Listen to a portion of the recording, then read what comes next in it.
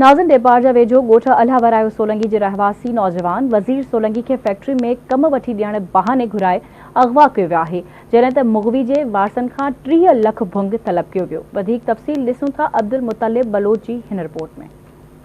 कोटड़ी कंबीर जे ॻोठ अल्हावरायो सोलंगी जे रहवासी पुरियत नसीर अहमद सोलंगी जो 16 सालनि जो पुटु वज़ीर सोलंगी खे फैक्ट्रीअ में कम वठी ॾियण जे बहाने घुराए सखर में अगवा करे वारसनि खां 30 लख भुंग तलब कयो।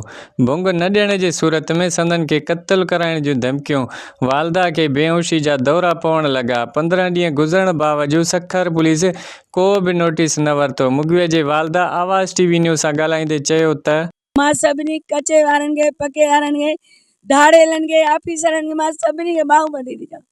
ख़ुदा जे वास्ते मूंखे वज़ीर अली मोटा ॾियनि। 15 ॾींहं अञा ताईं को पतो न पियो आहे। धाड़ेलनि फ़ोन कई चवनि त 30 लख ॾियो न त तव्हांजे भाउ खे गोली हणी लाश उछलाए छॾींदासीं दरिया में। बाला ऑफिसरनि खे इतला था कयूं त बाबा असांखे जेको आहे सो नड़ वापसि कराए ॾियनि। असांजी कंहिं सां दुश्मनी कान्हे का। जेको नौजवान पुटु आहे हुनखे आज़ादु करायो वञे, न त ॿी सूरत में असांजो इंशाअल्लाह ताला इहे असां एहतिजाज हिते न असां हिननि सां गॾु मज़लूम माण्हुनि सां गॾु असां क़ौमी शरात बि धरणो हणंदासीं।